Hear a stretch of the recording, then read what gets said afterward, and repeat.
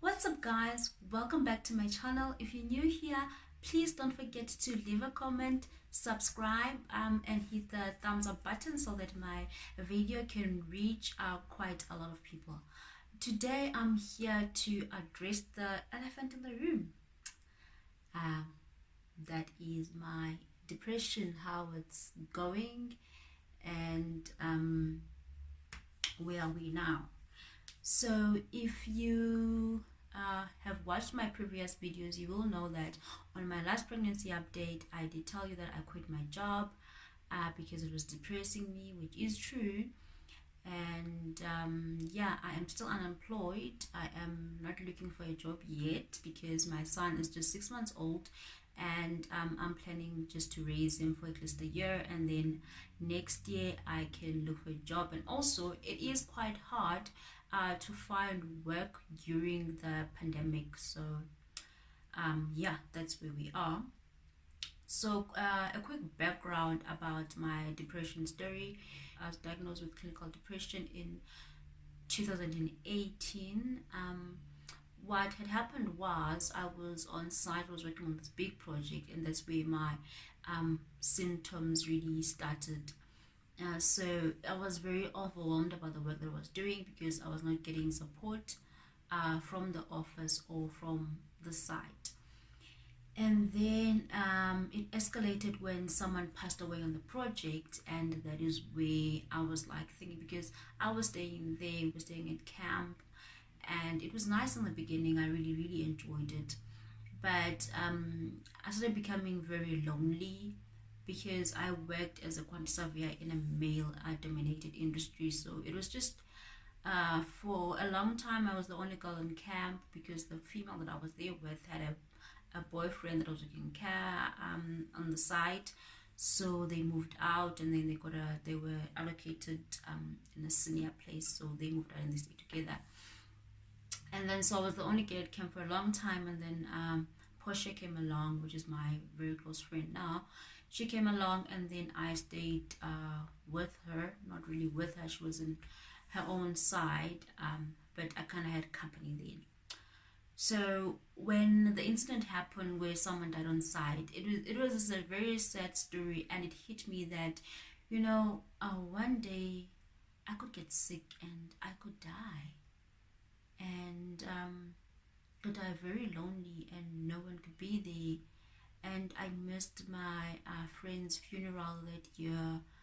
He passed away right after I got into the project, and I couldn't attend his funeral because it was not my R&R yet. So I was really sad about that, and I was missing a lot of things. And I also missed my brother's wedding because I was on site, and it was also not my R&R yet. I'm just getting quite teary just thinking about those things that I really missed because I was on that project. And I also couldn't just come back because I was the only quantity surveyor handling quite a big project. So if I left, a lot of things would then be behind, and then I'd have to come back and do all those things, and I'd be behind. So and also I had to pay for my flight, which was going to amount to almost 10,000 rands return. So yeah, anywho, enough about the sadness. So what I'm doing, how I'm doing now, I am very good actually. I think I fully recovered. I think getting pregnant was the happiest moment, yes, but it was also some restoration in me because I'm quite happy now. Baby love is really fulfilling a space that I didn't know was there. Because if you guys don't know, I lost a brother. He died in a car accident. So when I gave birth to a boy, I was very happy. I felt like my brother was there with me because I was very close with him as well. And yeah, so baby love is my comfort. Really, I'm really happy to have him. Anywho, if my voice is getting quite down, I am really just emotional right now. But anyway, let's get back to business. So let's talk about my depression. So I usually write everything down so that I don't forget. Okay.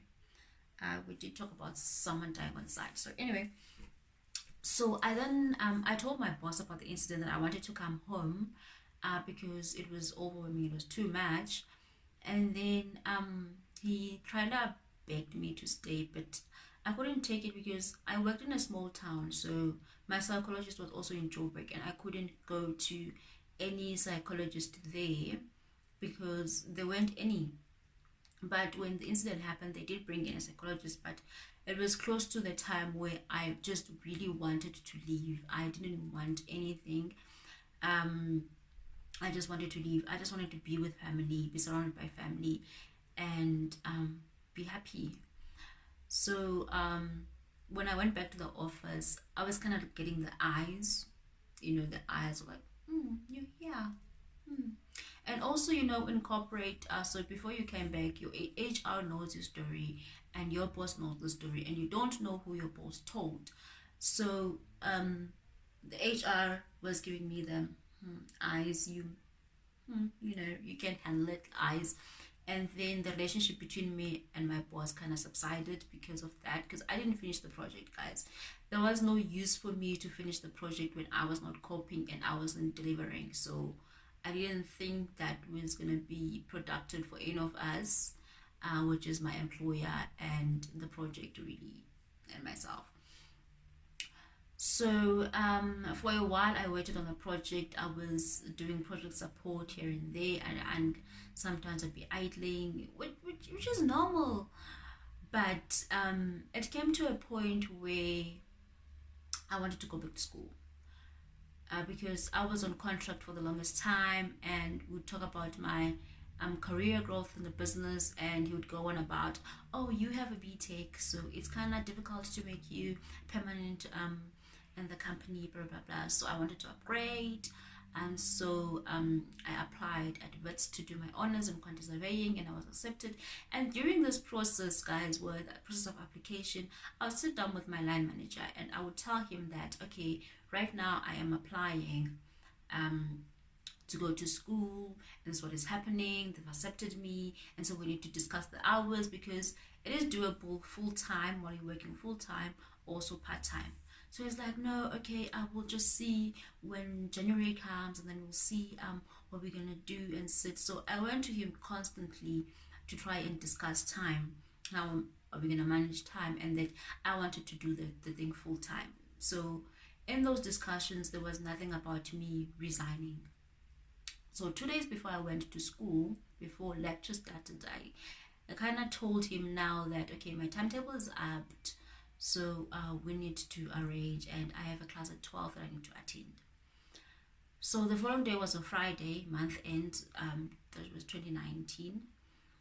And then he sat me down with HR, and he told me that basically I needed to resign from my position if I want to go back to school full time, and or I can just do the thing part time and then stay in my position, or I can just continue doing the modules and I don't study at all. I told him that I would think about it. Basically, I felt like I was given an ultimatum, whether you study or you don't study, you choose. So if you choose to go back to school, you must resign from your position. So remember, guys, that I was told that just before I started school, like a day before I started school. So I was very emotional about that. I remember I was crying because I felt like we could have talked about it a long time ago, so that I know I weigh my options rather than being pushed in the cave and being told resign immediately. So the following Monday, I came back, I rendered my resignation. That was January 2019, and then they offered me a graduate position, student position, which I was okay with that because it was something really. So I then studied full time. I completed my degree, and then I got pregnant, and then I was just not happy anymore, because honestly guys, I think corporate is not for the faint-hearted, really. And if you are a driven person, I felt like every time I would discuss things with him and would then sit down again, I was moving two steps backwards. Nothing was progressing, and there was no future. And he moved me to another line manager, which was really nice. So my line manager was really nice, but there was no future for me in the company. And I realized that after working for 4 years in corporate, I didn't want to be in corporate. It wasn't for me, because I'd wake up crying. I didn't want to go back to work, and it became increasingly difficult for me to have a healthy pregnancy, to go back to go to work, and to take care of my mental health.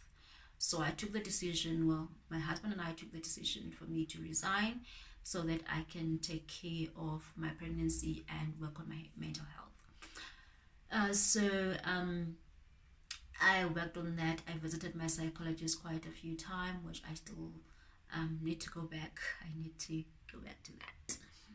But overall, I am doing fine. I am really happy. I'm doing something that I love. I love YouTube. And I don't think I have ambitions of going back to corporate, but I did love my job. I really enjoy being a quantity surveyor. If push comes to shove, I will go back. I think if I do get the opportunity to go back, I will go back, because I really do love it. And also, I love talking to you guys. I love this. So yeah, I think that is it about my depression story. But how am I doing? I am doing good. I am doing great. I am really happy, guys. I am happy where I am in life. I'm just happy with everything, besides the fact that I'm losing hair. There's a story for another day. We'll talk about it. But I did address it on my previous video. So yeah, I'm doing quite a lot of stuff for it. I'll update you on my Friday video. Check it out. It's coming out, and we have a schedule now. We post videos. Well, I post videos every Monday, and hair care videos every fortnight on Friday. So be on the lookout for that. This Friday it's coming out. I'll be showing you my hairstyle, and I'll be showing you what I use to manage my hair loss.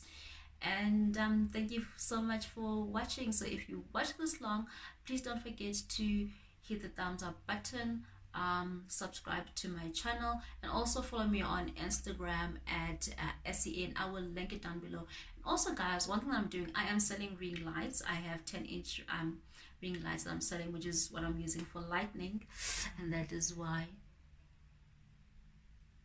I am looking good. So if you want those, I will link the store here. I have an Instagram store that I just started. It's an Instagram boutique. We sell loungewear. Basically, my target is us short people. The struggle of getting things that fit. So I've partnered with my friend. Well, she's a tailor, so she hemmed these for me, and she makes them fit to my design. So we are busy with that right now. Please don't forget to buy a ring light. We only have 10-inch ring lights available, and they are $6.99, which is quite a fair price compared to other people that are selling. And yeah, I will link the store down below, guys. Look at how big my arms are. Anyway, I've always had big arms. Thank you so much for watching, and